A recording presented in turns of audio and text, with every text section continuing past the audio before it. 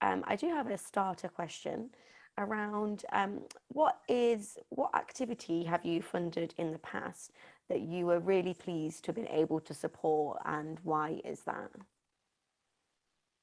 I'll start with Magda. We'll go reverse order. Oh my goodness. Oh my goodness, that is hard. If Greer or Steve have something on the top of the head, then I feel a little like you're asking us to choose our favourite child, but yeah, a little bit. I'll let Greer go first because you are muted at the same time as me, Greer. Sorry. We funded a project with liminal space called Nightclub, and this was the public engagement team trying to kind of move beyond who we'd really worked with previously, and we brought together big companies like the Co-op and those big kind of logistics warehouses with sleep scientists to think about the impact of sleep on night shift workers. And the reason why that was really interesting was that's definitely a large proportion of people who are in challenging working environments, who are often feeling like that they need some solutions for themselves.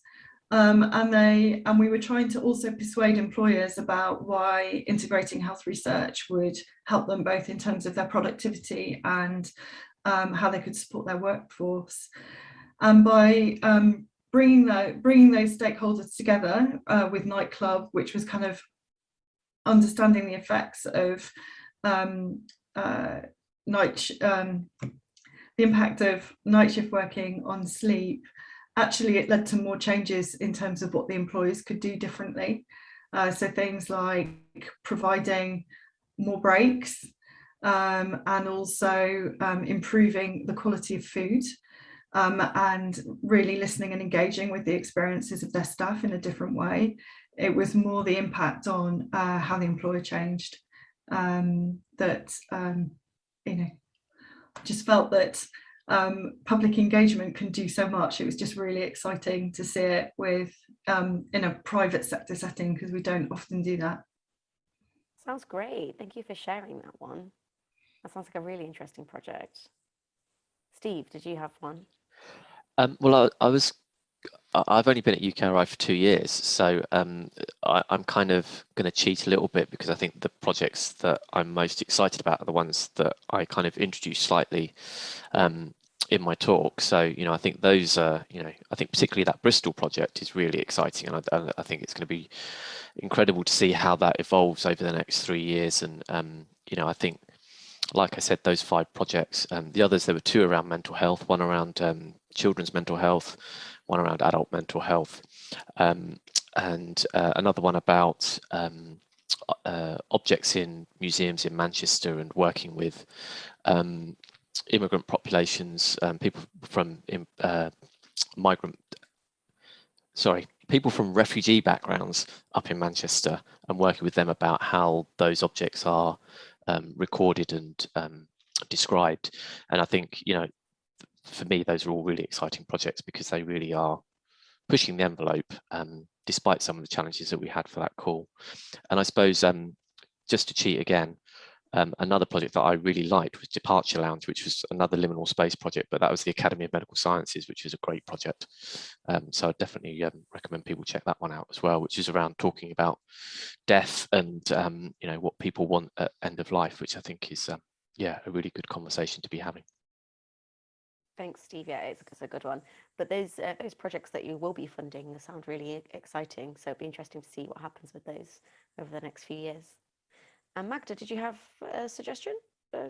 I did. So we've got a researcher who's doing quite a bit of research in terms of pancreatic cancer. And she came to us with an idea to make quilts that essentially depicted the most recent research in chemistry within that, but engaging kind of the quilt making community as part of that process, with a view that all the quilts that were made would then be donated to the hospitals, so that the people undergoing treatment for pancreatic cancer are then the recipients of the quilts at the end. So I think it's that beautiful narrative of the science communication, the cause and the research behind it, but also the beneficiaries at the end of it are getting, are getting something that is part of that whole journey. It's a much smaller scale than Greer's and Steve's projects, but I think it demonstrates just how connected her project is to the beneficiaries of the science, but also other people doing charitable activities in that space. Great, thank you, Magda. I love a crafty engagement activity. It's great. Someone suggested quilts for cancer to follow. Oh, that sounds very inspiring. Thank you, Maria. I have a question, because I think so. Greer touched on this around kind of feasibility of certain projects. Has there been a project that you read the application, you thought this sounds brilliant, but just no, how are they going to do this in the timescale, the budget? So how do you kind of consider, and how do you take into account the kind of feasibility of projects? And are you willing to kind of be a bit flexible if you think the project's really great? Greer, do you want to start? Yeah, I think the kind of the really unfeasible festival was kind of like my prime example of that. And I think it's just taking that step back and just making sure that the activities really will really will deliver the outcomes that you're saying, and just that sense check of have the resources, have I put enough time, money to actually make those things happen. We have had projects where they are really exciting ideas, but we may not feel that they have convinced us of, we perhaps want to spend a bit more time uncovering with them, have they thought about all the risks in relation to their project? And in that scenario, we do three things. We'll either put alongside that project some dedicated support. So we have a really exciting project at the moment, which is working with employers and how they can incorporate health research in their health and wellbeing employee offer. It's not been done before. It's really high risk. We're front loading all of the investment, and we're expecting them to get to a model that could turn into a business in future. So we're pump priming this whole idea. So we accept that risk as a funder, that it could work or it could not. That's part of uncovering new ways of doing things. So we really accept that risk. We've given them additional business development support. We're not business specialists. They shouldn't take business advice from us, but we can provide additional funding so that they can find their own additional business support. We can, in the kind of monitoring of that, it's much more as a partnership. It's their project, it's their IP, it's close to what their organisation wants to develop and do, but we can be flexible on timing. And also, if there is a kind of need for a supplement, a small additional amount of resource for something unexpected, then we can consider those things as well. So I think Wellcome's quite good in terms of the flexibility of its funding, because even within a grant, you can change around what you spend the investment on. So you're not going to know all the needs of your project before it starts. And so we're really flexible about moving parts of your budget to resource other things. Oh, that's great. Yeah. Steve or Magda, do you have any comments around like feasibility of projects? I think where we've had projects come in and there's been questions over feasibility, we've explored whether it's possible to scale down. So where it seemed possible, we will get back in touch with those applicants and say, you know what, you've gone for this scale project and this full amount of funding, but have you got evidence that you've piloted it before? And if not, would you consider a smaller pot of money to pilot this in the first instance rather than going for the full-blown project straight away? Steve, have you got anything? That's great. Thank you, Magda. Yeah, I was going to say something similar. I think it's about you know, kind of demonstrating that you recognise where you might be taking a punt on stuff, and kind of recognising what you know and what you don't know. And I think as long as you know, most of the kind of best applications, you know, have an element of jeopardy, but recognize it and are kind of honest about it. And I think it goes back to one of Greer's comments in her presentation about hyperbola. I think if you're making huge claims and then haven't got anything to back it up, that's when we all get a bit twitchy. But if you're making, you know, kind of trying to push the envelope and are honest and have the evidence to back it up, or have considered things, then I think that makes it feel much more comfortable to take that risk. Because, you know, I think we want to take risks. We want people to be creative, but there's also no harm in doing that kind of tried and tested and you know, valuable method that's maybe got the evidence base behind it. Thank you, Steve. I had a question around something that Magda mentioned just at the end, which is how much feedback do you give unsuccessful applicants? And usually what does that say? What's the usual things that catch people out, and you know, you find yourself often having to write the same thing again? I think we work really hard as a team, and this is recognising that probably the scale of applications is a lot lower than others, and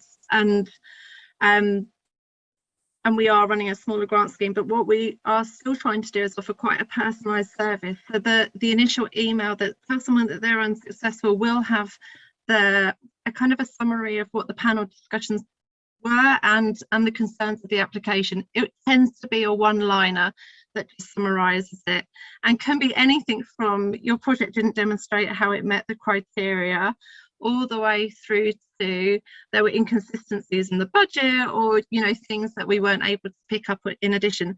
But with that, there's always the line at the end that the team say, you know what, if you want to explore this further, if you want to get deeper feedback, then you are able to arrange that with a member of the team who will call you back and discuss that in more detail if you're considering making another application. And actually, when we're having our panel discussions, those are some of the things that we note, you know, the feedback that we're going to give an email, but should somebody make contact with us, then this is the additional feedback that we may want to give, that we think that would really support the development of an application, because we recognise, certainly for our community, the part of that application process is a development experience for a lot of people that are engaging with us, and we want to support that. And some of those ideas are wonderful ideas, they're just not worked up enough in terms of an application for us to be able to then commit any funding or support for it at the stage that we've seen it. I think we err to that side, recognising that if we got hugely competitive, we would need to be thinking about what that looks like, either in terms of resource or in terms of the detail that we're able to offer people with that. Thank you, Magda. And do you often find there are people that are unsuccessful that then apply to a later round and Yep. have improved the application? Yeah, absolutely. That's and great. I think we're able to reflect on the feedback we gave them. So then the sense check is we were supportive of the project, but have they answered some of the questions that we had previously? And it actually makes that review of that application a lot more straightforward, because it's already had that initial sense check. We've got our thoughts on the idea already. It's just checking to see whether they've met the additional conditions within that. Thank you, Magda. And Greer and Steve, do UKRI and Wellcome provide a lot of feedback to unsuccessful applicants? So certainly with those recent funding calls that I mentioned in my talk, we gave feedback, and even the collaboration grants, even though there was quite a lot of applications. Certainly the Office SIFT, there was kind of limited feedback because it was pretty much you didn't meet all 5 criteria, so therefore you didn't go through to the next phase. But we certainly encouraged our panel of reviewers to provide feedback, positive, and, you know, what they liked about the projects, as well as why they maybe where they fell short and maybe weren't as competitive as the others. And you know, that was really challenging for that set of projects, because there were some exceptional projects that got funded, but that meant there were also some exceptional projects and some excellent projects that didn't. Yeah, so we do give feedback in that sense. Do you then try and encourage them to apply again? It's a bit different for us in terms of we'd not got a funding call, a related funding call that we could direct them to. But I think I think that's one of the things with that kind of participatory research, is that we would encourage them to apply with those projects to a standard research funding call, because they are research projects. And okay, yes, they have got that element of public involvement in them, but that doesn't necessarily mean they're not good research projects, and therefore they should be going into the research councils for some of the subject specific calls that they could be eligible for. Great.